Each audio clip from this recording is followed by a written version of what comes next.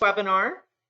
The webinar will be available on our website if there's someone who was unable to join us today.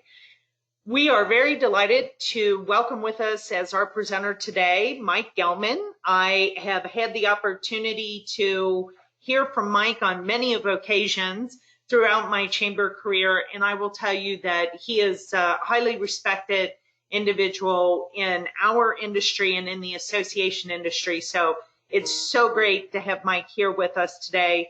Mike is an independent fiscal and financial strategist for nonprofit organizations and a founding principal partner for Fiscal Strategies for Nonprofits, LLC. And I think the information he's going to present to you today is going to be immediately applicable to your organizations. I know that it was for me. I had the opportunity to attend Mike's webinar last week through the Institute for Organization Management. And as soon as it was over, I had pages of notes. As soon as it was over, I went to work. And it has been a tremendous, the information he provided has been a tremendous resource and certainly a great help to me as I've looked and analyzed the financial situation for the Chamber of Commerce. And I think all of you on with us today will be happy to know the Chamber is in good shape. So I'm not going to go through Mike's whole bio because he's going to tell you a little bit more about himself. And I think how it really, his background and experience applies to what we're going to talk about today. So I am going to switch over and turn the microphone over to Mike and make Mike the presenter. So Mike, it's all yours. Okay, and will I be able to share my screen now? Yep, you are now the presenter. Okay, good. I'm just going to go ahead and take that. Perfect. So it's good to see everybody, and I'm really excited to be here. I really enjoy working through chambers and such, and just a little background to set some, and some of you, if you've heard me before or not, I am a CPA, but I do like to say I'm a normal person. I come from your side of the table. I started out with nonprofits as an intern when I was in school. I caught the bug. I like to think of myself first and foremost as a project manager who comes at it through the financial side. And I really take that to the bank. Up until 3 years ago, I was in public accounting my whole career with mid to large size public accounting firms, but doing on the consulting side. So I'm not an auditor or tax preparer.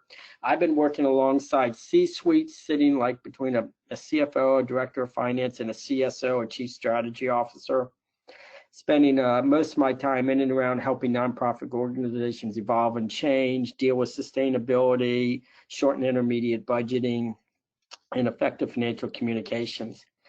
I've always done for a very long time a lot of teaching, and I'm really proud to be in the IOM, the Institute program.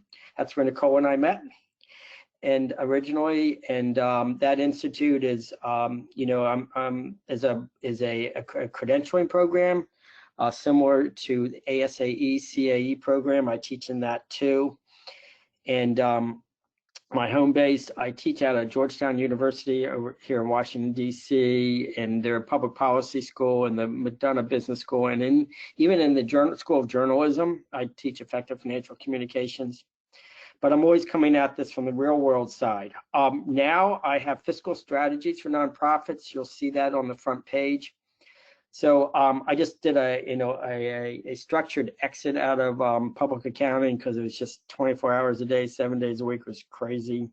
I wanted to be able to, concentrate on the strategy side. And here I have a couple partners we work with. My main partners out of London, spends time between DC and London, and works with NGOs. And I just really like the diversity of that, being able to work with international organizations. As Nicole's heard me say many times, there's red and blue issues, right? People on both sides of the aisle, but there's always this green issue in the middle. There's always a financial element, and that's going to be one of the big drivers we're going to talk about here today. I do want to let you know, like Nicole said, this evolved quickly. I teach a bunch of classes for Georgetown in early March each year. I was on campus when everybody started stirring in the class, and everybody got an email in the middle of class that said the campus was shutting down that day. and that was a 4-day leadership conference. I was teaching for Georgetown. We had nonprofit leaders coming in from around the country, and just to see how that evolved from March 8th to March 12th, it was like 8 months concentrated into 4 days. It was amazing how everything pivoted and changed. Out of that, the template I'm going to share with you that Nicole was referring to, and Nicole, I'd like you to come in and talk about it because you were actually using it, and I use it. I keep it old school. I printed out 20 copies of these, and I keep it next to me because when the phone rings, I literally pull it out and working with groups, and then groups I've worked with. I still spend time with organizations directly. So about a third of my time I'm doing consulting work direct with nonprofits. A third I'm doing teaching. And then my wife and I were active volunteers, and we love to sit on boards and work with groups and provide our time like these webinars to groups. So Nicole, with that, I'm going to go ahead and get started with one last housekeeping thing. On the very bottom here, you'll see 2 websites. The Fiscal Strategies is where you can get a hold of me. It's the consulting platform. The SC4 nonprofits started by a couple of us at Georgetown, and then we branched off, and there's an attorney, Ben Takas, and I. We started this website just to be able to get information out to nonprofits right around this hyper change period. That website was started the end of March, so we're just about a month, just over a month in now. Everything on there has been written in the last 6 weeks. It's all current information directly here, and this program is sitting in there, and we're trying to post every week. It has weekly thoughts, Q&As, and then full articles. And there's close to 20 items on there now and things to use. And Nicole, I think you even said you sent some of them to your board and such. Yes, great information. I was on the SC4 nonprofits just the last couple of days. I've been on there quite a few times, and really great information and information that I've shared with our board and specifically our finance committee. So it is, it's difficult to, we're juggling a lot of plates right now. We're trying to figure out, how are our organizations faring and what we need to be planning for. And it's really hard. This is great information, Mike. I've really appreciated how useful it's been. Perfect.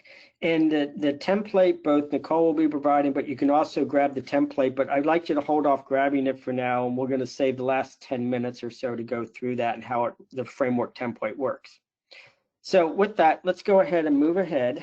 Just want to pull this over here. So we're going through this hyper change period right now. It's really challenging. And this is going to be the driver for today. And I do want to peek ahead.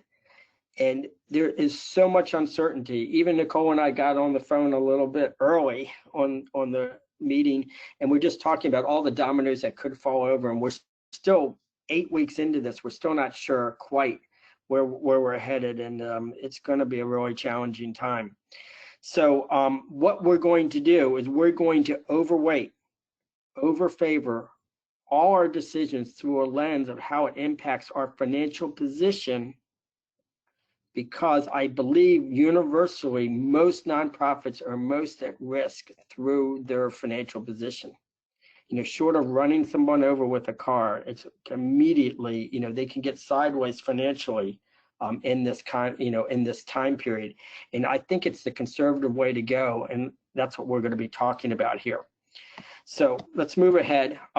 We're going to look at 2 things. It's not just the problem solving, it's also having a framework so people can see that you're thoughtful about going through a time of great uncertainty. It's also, we're going to go over communication strategies. These are not just for financial professionals, they're really for the senior management and the leadership of the nonprofit organization. Okay, these are our learning objectives here. No. Hold on, I'm going to minimize this so I can see. Good. These are our learning objectives that we're going to be going through. We're going to be talking about this high change period. This one right here in the middle, very important. Organizations tend to fall into 1 or 2 buckets. They're on the healthy side. They're financially healthy organizations, or they're financially in a weakened position. And then we're going to look at two elements coming out of the hyper change, which is a lot of organizations are having a direct hit on their funding sources and want to see how vulnerable they are and when. And then at the same time, they're having this demand volatility pressure where, you know, demand for some services is going up, others are going down, events are being canceled, events are being moved, dealing with this night and day. And I want to talk about, and Nicole's even going to talk a little bit about some of the decisions they've made just in the last couple of days. A couple more learning objectives here. Oops, not moving. There we go. We're going to take a look at the strong versus weak financial position in a little more detail and talk about operating reserves as a benchmark.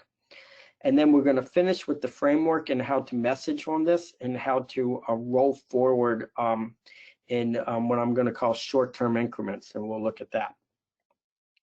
Now, to help organize this, I did break it down into what really four, even though you see five is the framework. So we're going to go through these four areas. I'm going to keep an eye on the time so we have time to go through the framework towards the end and answer your question. Again, as Nicole said, as I go into these individual pieces, if you have a question, you want me to go into something more detailed, just go ahead and make a comment and Nicole will monitor that. So let's go starting point. Here's the problem. 1 to 2 to 3 degrees of separation. As we look through the planning right now, it quickly becomes overwhelming no matter what decision we make, trying to interpret where we're going to be, okay? And I say this in a good way. I think we have an opportunity here to take all these very critical, very quick decisions we're making and view them through the eye of financial position. So it helps us to alleviate some of this overwhelmingness by saying that we got to consider overweight, overfactor towards how these decisions will impact our financial position. That's the key premise here in this first part, okay? And why is it overwhelming? Well, we don't know the timing of how things are going on. I mean, the days of the week just don't matter. I feel like we're stuck in perpetual Wednesdays right now. We're like halfway through the week and we're never getting, I don't know. And it's hard to determine where we're going. The scope of the change and the ripple effect is all over the place. If you look at the PPP program, which we'll talk sort of a little about here and indirectly affects this, how those funds have come in. We've had groups that got locked out of the first round, groups that just got funding on Sunday. It's amazing. We were on the phone with the banks. They're working so hard. And it's just an overwhelming situation. And we're still trying to figure out the impact of this change and how it's affecting. So please look at the statement on the bottom. I've already alluded to this twice.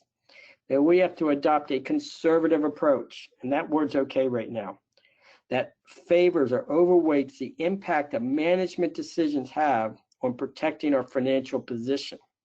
And here's the given.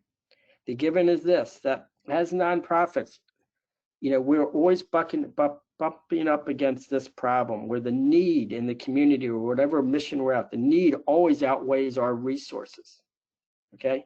So there's always more that we can do out there.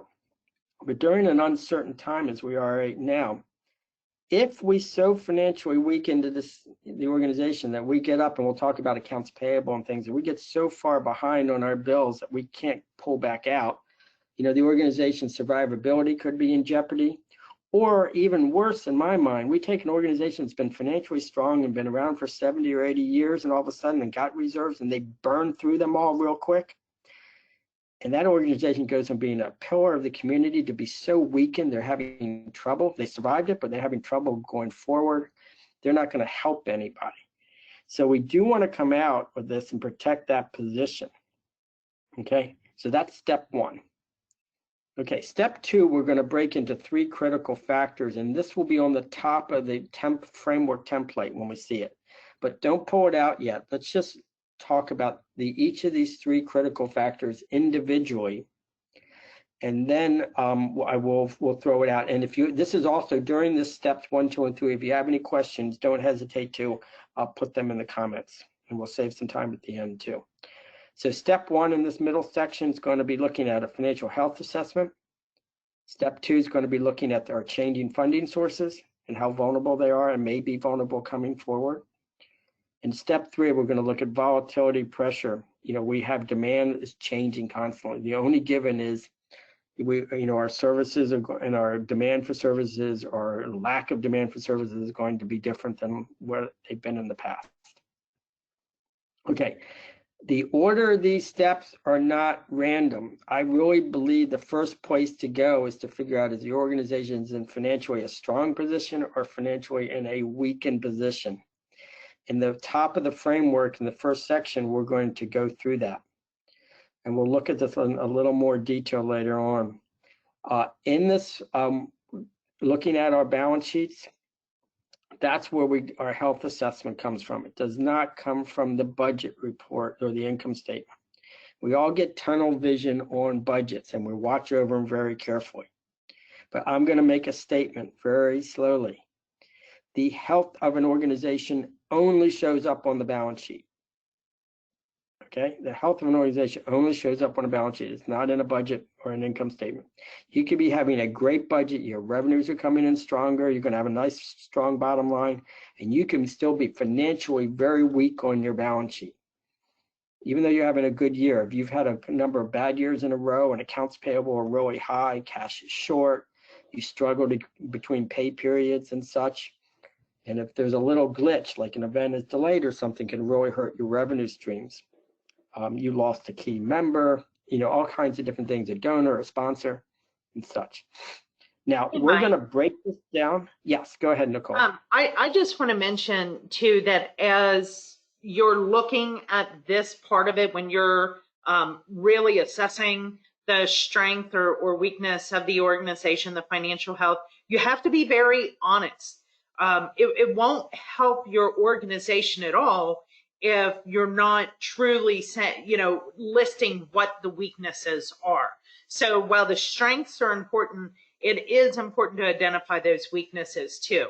And you might not have many, which is great, or you might have a lot more weaknesses and strengths, but to get a very good, clear picture, you have to be honest. Exactly. You have to, I call it the look in the mirror, and sometimes it's pretty revealing, but you have to do that. Now, I believe we're going to talk a little more in depth about this, but not to make it, but you can open up a 990 or look at a financial statement for a nonprofit, and you can see generally they're strong or generally they're in a weakened position. The strong organizations, they have well-managed cash policies and procedures. They have a checking account, they have an intermediate, and they have long-term savings and investments. They're well capitalized, so to speak, and they have very little debt or accounts payable is running very low and all that. But it's the reverse on a weak organization. Their cash is tight. They have their accounts payable is a constant battle. They're at 120 days or more. They spend lots of time agonizing over who they're going to pay off the vendor list and such, and it's just a constant cash flow fight. I know this is an oversimplification, but I think if I lined up 100 nonprofits in the room, I would say, the ones that are financially strength will stand on one side and the other. It's like half and half. And there's not too many that'll be standing in the middle of the room, and we'll talk about that. This is a little unfair, but I think if there was one benchmark to use, and I like this better than anything, it would be using a look at operating reserves. And we'll see this on the framework template here in a minute. Operating reserves, I think, can be that benchmark for you. And I just want to talk a little bit about what they are in this comment of formal versus informal. And Nicole, I think when we were talking before, I would take what you had as an informal look at your operating reserves, and I'll tell you why I came to that conclusion in a few minutes. But if I may, let's talk about what are operating reserves, okay? These are our unrestricted, without donor restriction funds that are left over from operations over many years, our proverbial savings account, for the future. Assets are at the top of a balance sheet. Liabilities are in the middle. So assets minus liabilities equal net assets, sort of the net worth of the organization. Nonprofits, and it's really different between C6 member organizations and C3 publicly supported groups. The C3 groups, and I know we have all different types on the phone here today. They have what we call restricted assets. So even though you might be sitting on a lot of cash and a lot of assets, a lot of them might be highly restricted. So restricted net assets aren't allowed in operating reserves. The other thing that's not allowed in operating reserves, and I've seen this with a lot of chamber-based type organizations, is they might be sitting on buildings and things which are worth a lot of money, but they're illiquid. We're not going to sell a building to generate cash. And so I've seen groups that are literally underwater, having trouble making bills with millions of dollars or hundreds of thousands of dollars on their balance sheet because their building might be worth $850,000 or something. Okay, and it still can have, even though it looks like they have a lot of dollars on their balance sheet, a lot of it's tied up in their building, so their operating reserves will be limited. Now, here's something you need to write down. There is no perfect operating reserve goal, okay? About 10 years ago, there was a very in-depth study called the National Operating Reserve Initiative. Okay, it was done by the Urban Institute, the big sort of nonprofit promulgating body in DC, and United Way International, with a lot of other people riding along. I was on those committees and such, a lot of universities and things. The only thing we came up with, we could not define what would be the perfect operating reserve policy or the perfect operating reserve goal. But what we did all agree on was one comment, and this is it, that organizations that have built up less than 3 months of operating reserves are considered to be in a weakened position. We didn't feel where a strong point comes in, but we feel if you have 3 months or less, you're in a weakened position. Now, 3 months would be 3 months of your core operating budget that's set aside, that's totally liquid and unrestricted, okay? And we're going to talk a little bit more about operating reserves and how we calculate those and look at them in a little bit, but it sort of boils out. Nicole, I think this is where I'm coming back to you. I saw that on your template, and we'll see it later on, that you had a number 5 written in there, but you didn't have a number for your goal. So it tells me if you didn't have a goal number in there, that you probably don't have a formal operating reserve policy, but your informal, you've calculated, you got 5, and you're looking at that. I will give you 2 sort of. Mike, we actually do have a formal number, formal dollar amount and a formal reserve policy. I just didn't put it on that sheet. Okay, and we'll talk about that in a little bit. A lot of organizations, I think for publicly supported groups, getting in that 3 to 6 month range is where we're at. Some member-based, trade-based organizations are more like 6 to 12. I have organizations that have 30, 40, 60 months worth of reserves put away for obviously lots of different types of reasons and gotten lucky. And I have a lot of groups that are what I would call underwater, that their actual operating reserve, and we calculate, it's like -2 months, -3 months. And so what keeps them afloat is they have, they're restricted net assets. And so when you go negative on operating reserves, you've invaded those restricted net assets. Or groups that don't have any restricted funds, and they go negative on operating reserves, and they're using things like accounts payable, debt, and things to help float forward. Okay? So that's a real brief on that. A lot of groups I'm doing follow-up webinars on. There's a whole operating reserve policy. I will tell you this, and I think, Nicole, you can back me up because I wrote it and I'm biased. I think the article in the SC4N on operating reserves and using them is a really good one for the groups that have it. It's a tough situation. I'm going to talk about a little bit. If you're blessed to have it, that's good. How we're going to use it, that's the question. Okay, this is my favorite section right here. Operating reserves are very important because that's how we know if we're healthy or weak. This one is looking at where, vulnerability of funding sources, okay? And it's a tough one, and I started using this real early on. I was actually with a Easter Seals group in my Georgetown class, and over the 3 days we were together, she's got really nervous because of the nature of how Easter Seals are funded, that she thought about 90% of her funding got in jeopardy literally in a number of hours. But to stand up in front of a board and just say, oh, I think we're going to be okay, our funding's down 20%, they're looking like, okay, you're guessing.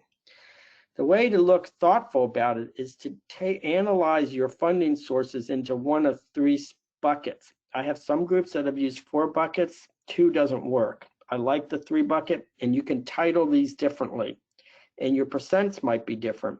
But I got my rock solid bucket. These are funding sources that we know are either in the door or are not in jeopardy because of the crisis. vulnerable. These are funding sources that are still coming in, but they are being affected by demand, volume, or people are cutting back on their donations and such. In shaky, I reserve these for the things that we might not be able to do anymore, have to cut way back, okay? And so, and in some of these areas, you could have the same funding source in all three. An example of this is, let's say we're an organization that lives on grants, and you got a grant from the state of Maryland, and they're committed to you, and that funding is set, no problem, so it can go in the 100% bucket. Meanwhile, you have a grant from a private family foundation, private foundation, been granting you for a long time. That grant comes in later in the year. That organization got really hit by the crisis, okay, stock market and all these things, and they might have suspended their grants for the rest of the year. And so you could have one grant that's 100% going to be here and another grant that's going to 100% disappear. And so I like this audit, and you'll see this on the spreadsheet to be able to say, so when I get up in front of a board or talking with staff, I say, look, this is sort of how our funding breaks down.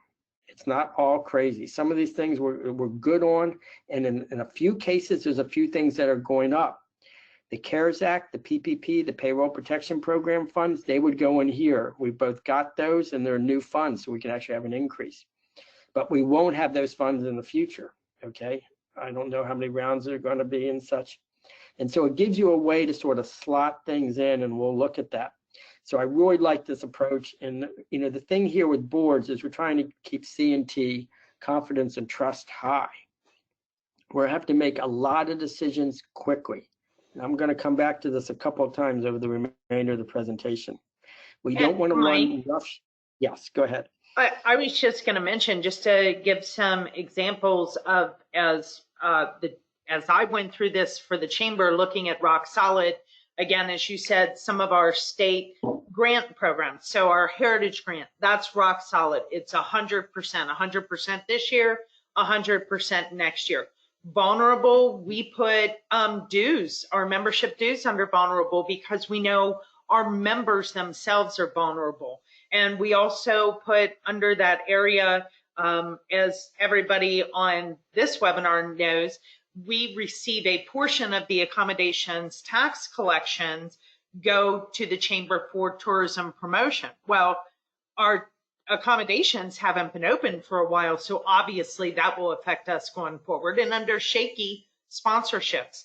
So, just to kind of give an idea of how we broke down some of the funding sources when we went through. Okay, perfect. That's really well said, and it's best to have an exact example like that. Okay, one more area I want to take everybody through, and if there's any other comments or questions, let me know. And now we're going to look at demand, changing in demand. I call it demand pressure sensitivity. Sounds fancy, but it's really taking two looks at this, and you'll see this on the framework. Where we just looked at under income, this is all looking at the revenue coming around these sources.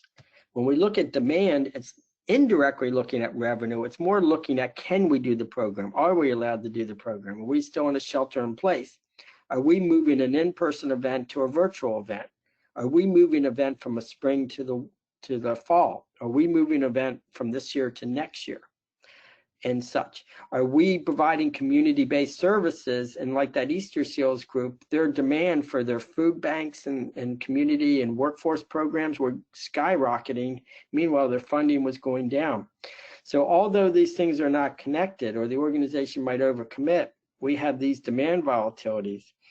And then when you layer on top of that if funding is being cut back and you're cutting back your workforce or something, all of a sudden your capabilities to do work is going down.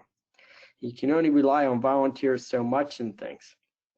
So I like this. You'll see it on the spreadsheet. We only list usually like the top 5, maybe a little bit more. I know there's going to be a lot more things affecting organizations, but I have this firm belief that if you cut things down to your top 3, top 5 all the time, it'll equal about 80% of the hill you have to get over.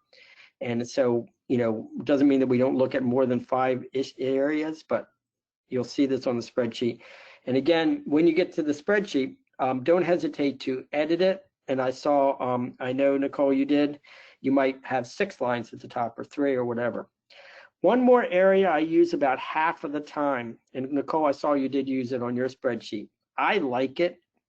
It helps me in messaging to the board, and it helps me messaging to myself and to the C-suite, is that some of the things we're reacting to, we control.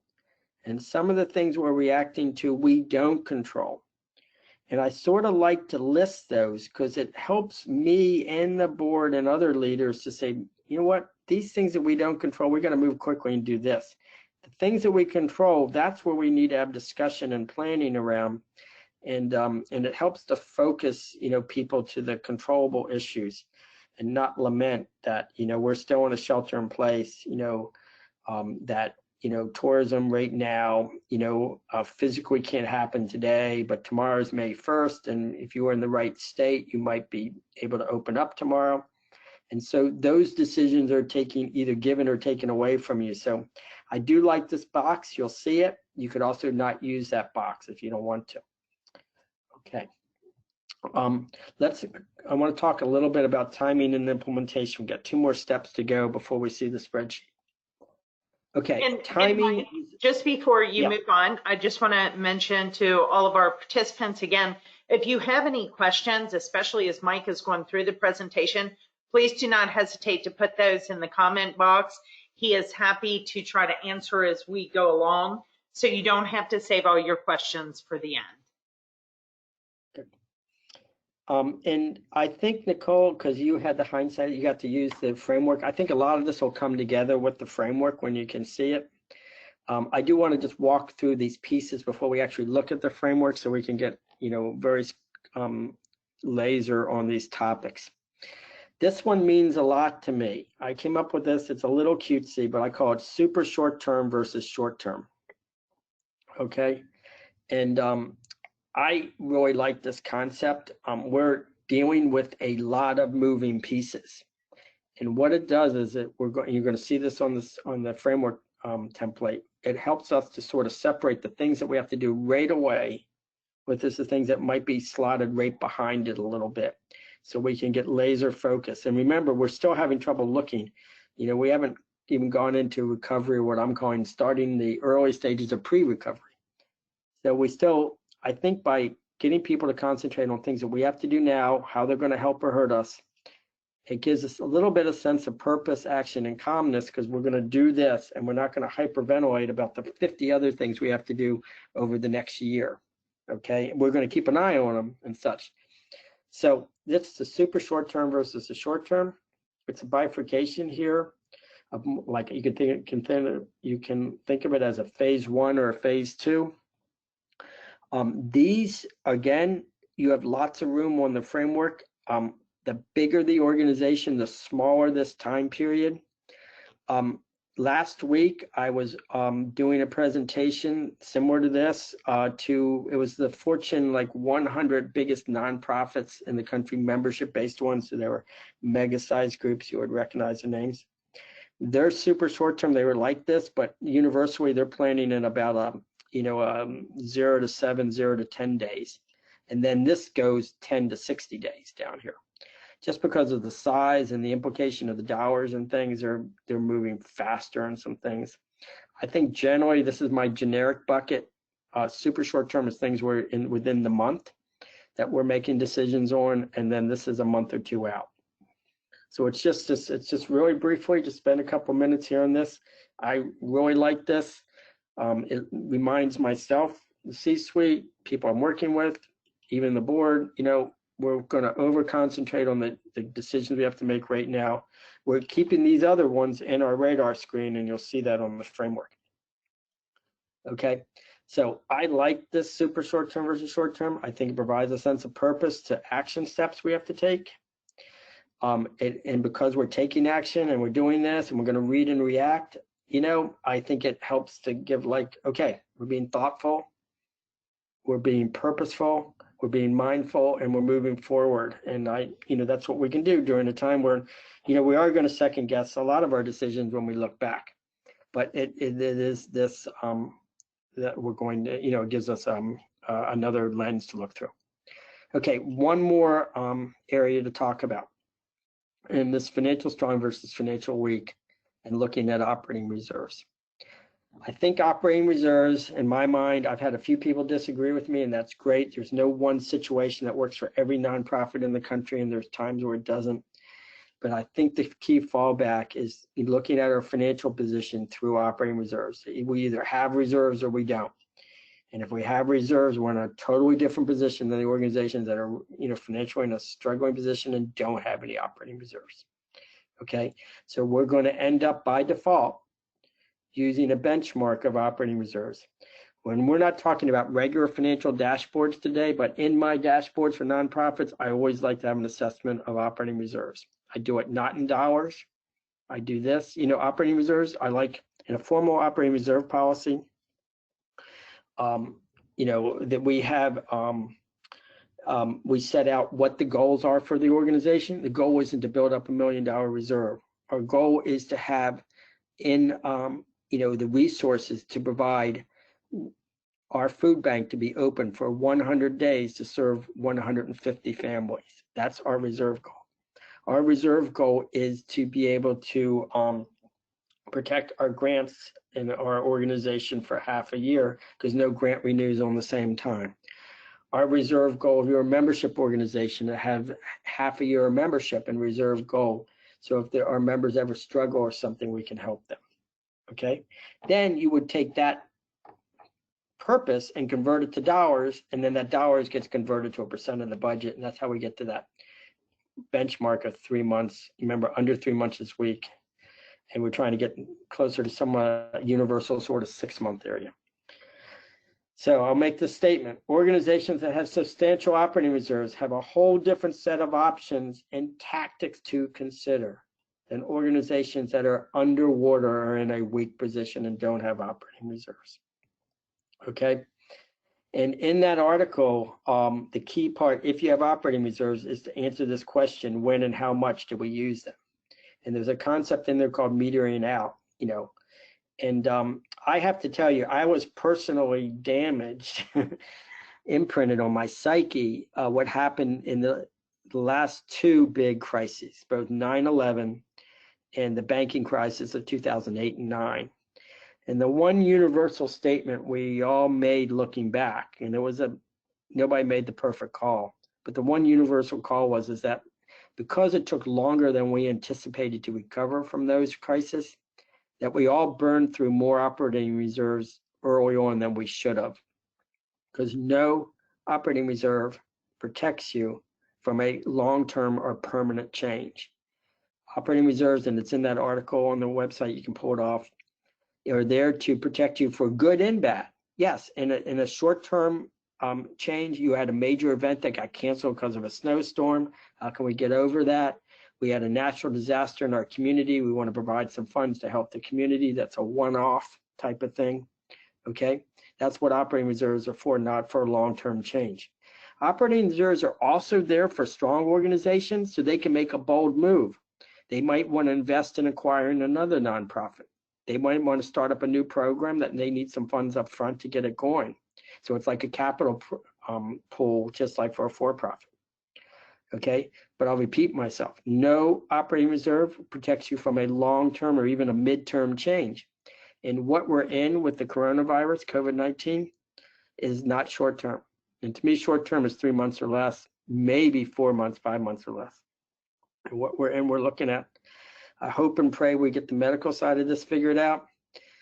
But even once we get that, I think the economic side of this is going to be remnants of this for a long time. So we have to figure out how we're going to use, if we have operating reserves, how much and when. And on a conservative basis in that article, I argue for using not too much right now till we figure out where recovery is going. We don't want to take financially strong organizations and have them come out of this 2 years from now and be in a horrible position. I get this question all the time, so I'm just going to put it out there. Yeah, Mike, I understand about finance. We got to protect it, but we're here for mission. There's a lot of people we got to help. And here's the way I answer that question. And it's hard. Yes, we could spend more money right now and help people who need it, but it could really wreck the organizations, and some of them, it could affect their survivability.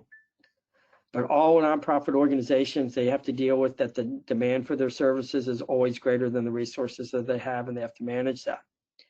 And if you look at an organization that has 3 lines of business, program A, program B, and program C, and they're always in reverse.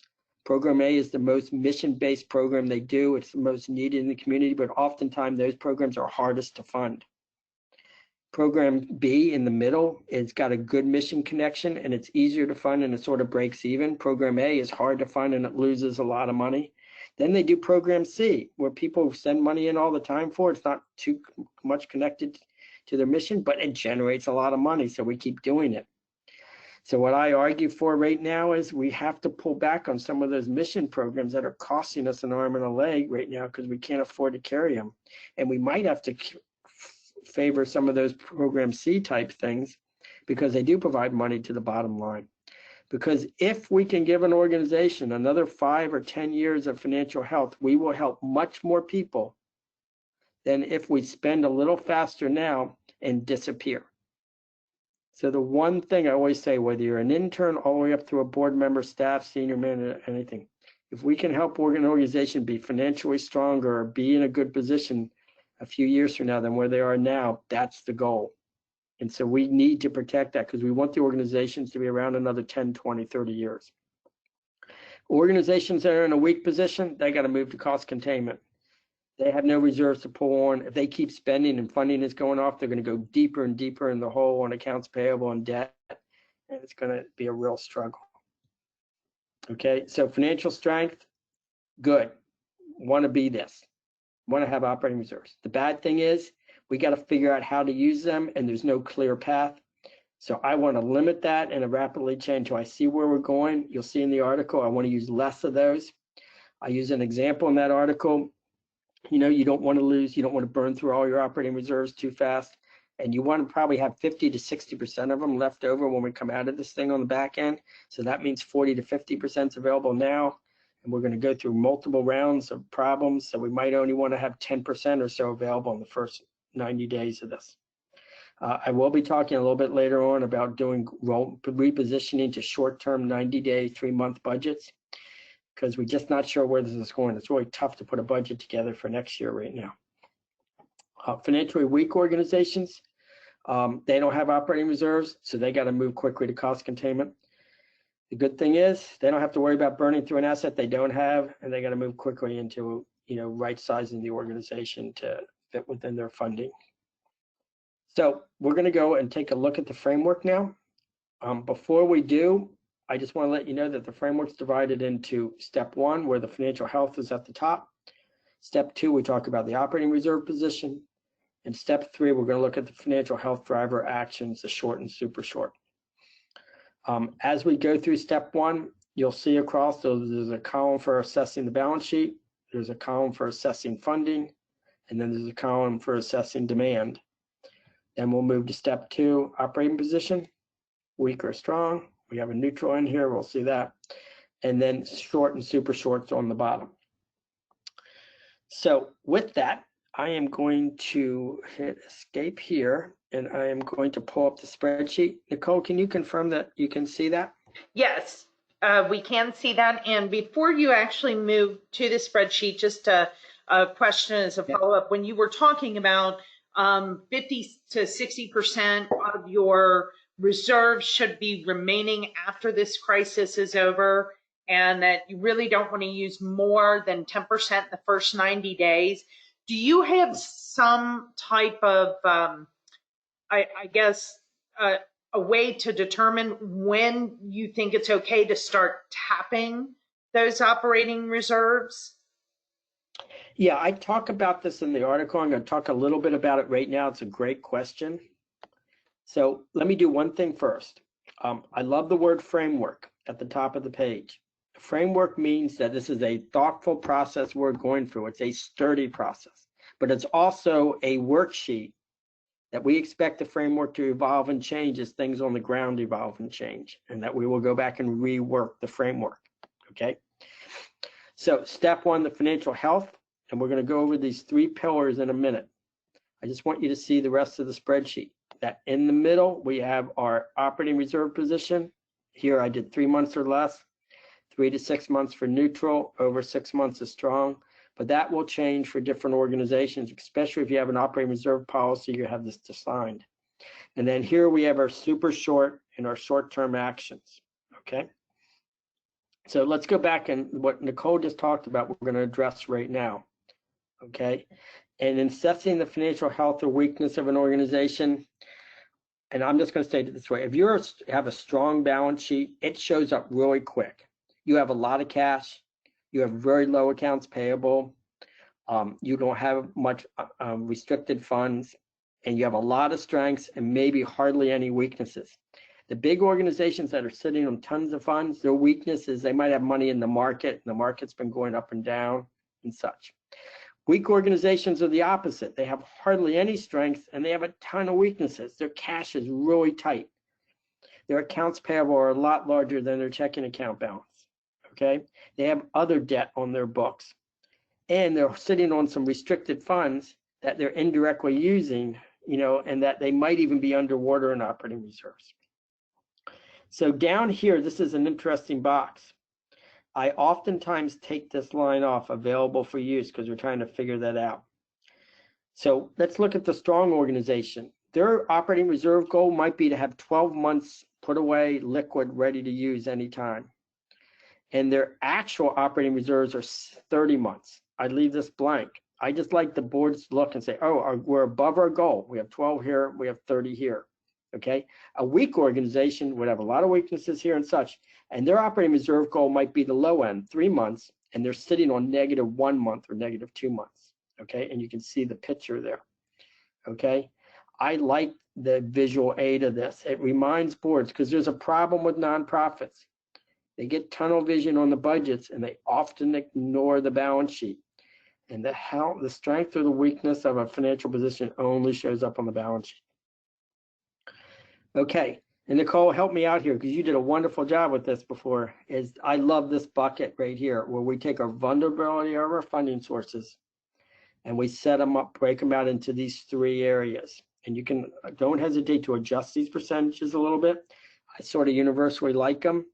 This is the way I refer to them. There's a couple of groups that didn't like the word shaky, like a group of engineers I did the other day, so we changed that word to underperforming, you know, and such. So, but I like these percentages. They tend to work. You can maybe widen them or contract them. And notice there's no dollars in here. We're just looking at percents right now. We'll convert to dollars when we get over here. Okay. And then here's the third metric, looking at demand volatility. Here's where you're going to just list the activities that are being affected by demand. So you heard, you know, from Nicole, and I don't want to paraphrase you, but you have funds that are coming in from members are different than money that comes in from sponsors or events, which are different from coming in for fee-for-service type programs. And they can be going in different directions. This is not just all negative, okay?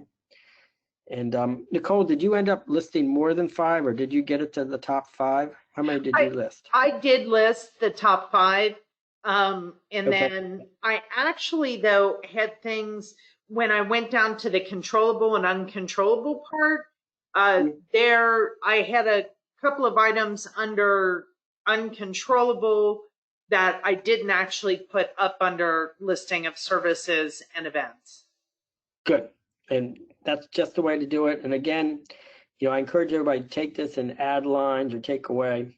Again, you heard me talk earlier about whether you use this or not. I have found it to be comfortable in most situations that would sort of, every once in a while I've had somebody say it doesn't matter, but I think it does. You know, there's certain things, we're in a shelter in place that puts things into an uncontrollable area, okay? And so we got to make and move that decision. The controllable are the things that tend to be a little bit further down the road and such. And timing is everything. Think about this. I just want to give you one more quick example.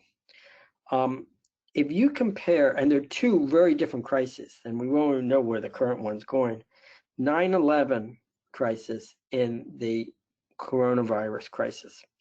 9/11 happened in September. The coronavirus generally, as the economy tipped over, we're going to say started in March.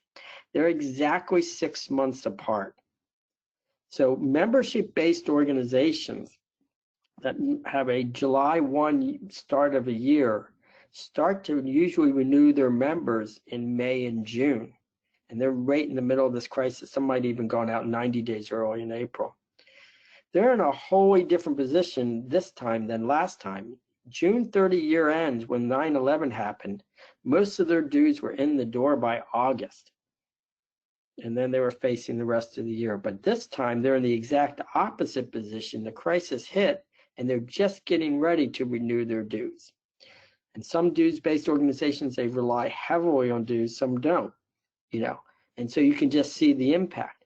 9/11 also had a huge impact on C3s because a lot of C3s, their big giving season is in November and December. 9/11 happened and it deflected a lot of giving later that year into other programs. Giving actually went up during that cycle, but a lot of groups had a decrease in their funds because their funds were going to other places. So there's a lot of things going on here, one of which we don't control is the clock. We can't move our membership cycle. You know what I mean? We're stuck with that. So what are we going to do? I will tell you, there isn't one answer for everything. We're trying, I think you should, on those annual renewals type things, we should keep moving on those, but there's some planning that should go around with that. Meanwhile, I was on the phone with multiple groups that have big events that are coming up, not just this summer, but we had a group that has a huge event, their landmark event that they make most of their funds, their profits off of for the year, supports it. A big annual meeting with a trade show and everything is scheduled for mid-December, right before the holidays. And the decision this morning, I'll tell you what group it is. The decision this morning was we're going to go virtual. We're not going to be able to do it. We feel like, I know it's way out there, but even if shelters in place, we feel will be there. But I think there's going to be multiple stages of the virus was talked about. Also, there was this consideration that people go back to work. There's still going to be social distancing restrictions in. And I think one of the places is that, yeah, we're back up and working, but we're probably going to limit the travel for staff, maybe the limit for them to go to events that are like that, or counsel them against going to events of large numbers of people. And then you have the people where their work isn't limiting it, but they might not be comfortable going. The other thing is they feel like there will be social distancing in place and they would need to double or triple the amount of space for that event. And because they'd have to space people out, and it was just, so there was a lot of things to consider. It was really good and bad. The good thing is, there's no good thing. People are still getting sick and dying and all that, but there are opportunities. By taking that event virtual, they figured out that they would be able to lower the price points. There's certain costs they wouldn't have, and that more people could attend virtually. I've seen this all over. I get to work with groups like Catholic Charities and such. We are seeing people that are attending services virtually, and uniformly the numbers have been up. But also people can hop around because the virtual conferences, virtual religious services, virtual whatever, makes it very easy. It becomes a common playing field, which is interesting, which means we can bring more people in our sandbox, but also people can explore other sandboxes. So let me just take a couple more minutes here. After we fill the top of the worksheet is really powerful. This is a quick one. You can check either strong, neutral, or weak. And then based on this is our top 4 or 5. Now, usually here I have 6 or 7 or 8 here. It's just the way this template came out. And we're checking the box super short-term or short-term. This is what we're going to do with memberships. We're still going to go out with our membership renewals. We're going to not delay them, so it's going to be a super short-term. But we're going to have special membership programs that we're going to see how the first round of membership renewals go in. And under our short term, we might have some sort of subsidy scholarship type programs to help with that. And then we would go through and list those here. Selfishly, there's many benefits to this spreadsheet.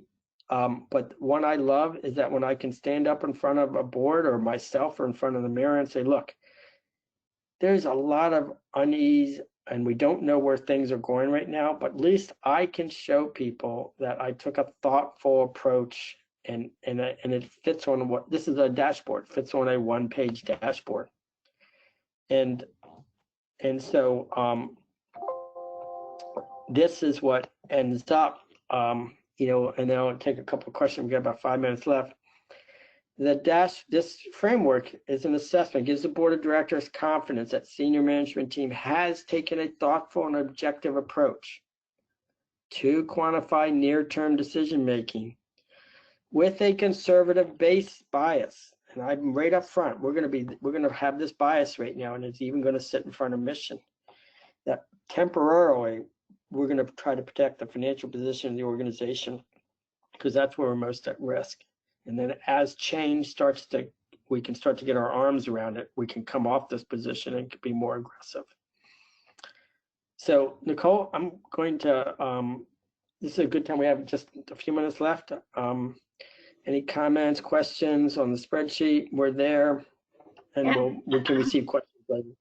Mike, if you can put the website address up for where everyone can find the spreadsheet again, that would be great. But I do have a question for you. So I have heard, you know, a couple of organizations say, well, we're just going to kind of stop. It's, you know, we're a nonprofit, but we're going to stop doing anything right now and just sort of take a hiatus. And then once all of this calms down, then we'll go back to trying to meet our mission and start fundraising again. What's the danger in doing that? Yeah, I even one of the weekly thoughts I put in there about this. I think right now, if we go into classic nonprofit mode, which is hesitate, it's going to hurt us. And I like pivoting to these 90-day, 3-month rolling budgets. Keep them on the natural quarters. There's a weekly thought on this. A lot of groups, I'm doing follow-up webinars on it. We just talked for 60 minutes on how to do it and such. There's one, you know, the 0 and the 100% rule, Nicole? We're never going to get all the way back to 100%. And that might be good because there's some things we're learning to do now. You know, Zoom is taking off, go to meetings, Microsoft Teams, you know, and you need, you know, nonprofits, just like for-profits. If you look at the really high performing nonprofits, they run just like Apple does, just like, you know, Amazon does. They're constantly trying to remake themselves and figure out how to do things and evolve and change. And I tell you, a lot of nonprofits, this is the small and mid-size, it's leveled the playing field. We had this discussion last night with an international organization. We met really late at night, so those people. Groups that we used to butt our heads up against that were, you know, 10 times bigger than this group, all of a sudden now we're doing better virtual conferences than they're doing their in-person. And now we can compete one-on-one. Because you can attend, you know, a conference and, you know, the group could be out in South Dakota doing great work and it doesn't matter. And they have a small balance sheet. So the groups that are moving quickly and being out there and being leaders and, you know, having an impact, it's, you know, we're going to need to pivot. And we're going to get some good things back, but we're also going to do some things different. But for now, I really like this rolling 90-day, 3-month natural quarter budget. So we're in the April, May, June now. And on the first week of June, we're going to set up the July, August, September. Okay. And then the first week of September, we're going to set up the November, December, January, October, November, December. And we're going to be in that mode for a while until we start to see, you know, where we're going. You know, year ends don't matter too much right now. You know, it's really because we can't predict. What's today? Thursday? I can't remember. Yeah. Nicole, tell me what's going to happen on Monday. No idea. Clue. No idea. Yeah, and we're supposed to be doing like a 12-month plan right now. And I'm a person who would be aghast, you know, saying that, you know, 3 months ago, you know. So we've hit our hour time limit. I do just want to make a couple of comments. Again, first of all, the way that I was able to use the framework and all the information you presented really helped me do a in-depth dive of the financial situation for the chamber and really do a great assessment and then talk that through with our board members too, so that I wasn't missing anything. And it really helped for where we are right now. And then considering, hey, we're going to have to be pretty conservative going forward. What is that going to mean? Because normally this time of year, we're putting together our next fiscal year's budget, since our fiscal year begins on July 1. But I think one thing I really want to mention here and make sure to point out is when you go through this, this is an assessment. This is a great way for you to do an in-depth dive. And even if your organization is weakened, it doesn't mean you should throw in the towel. What this does is help you come up with strategies to actually continue treading water and survive this crisis. And then once this is over, you'll be in a better position of how you can start improving the health of your organization going forward. Yeah, and you know, the groups that are you're going to do more in the future, and you're just trying to you know, be in that position. So when you are aggressive, you're aggressive in a position, in a time when you're where other groups are wishing they could be aggressive. You know, and so right now, I think it's a little roll of the dice right now to be aggressive now, because we can't figure out, you know, and so. And from what looking back at 9/11 and the banking crisis, that's what the universal mistake. So I'll leave you with that. Thank you so much. All of you have the website again. We will post this webinar on the Chamber's website. We do have a whole coronavirus section set up under there, and we update that section every day. So we'll be posting the recorded webinar there along with the slides and a link to the framework. Mike, great job. Thank you so much, and really appreciate you spending your time with us today. And we may be talking about future programs too with Mike. So I want to wish all of you a good day. Stay safe. Mike, I will be talking with you again soon. Everybody take care. Thank you very much. Stay safe, everyone.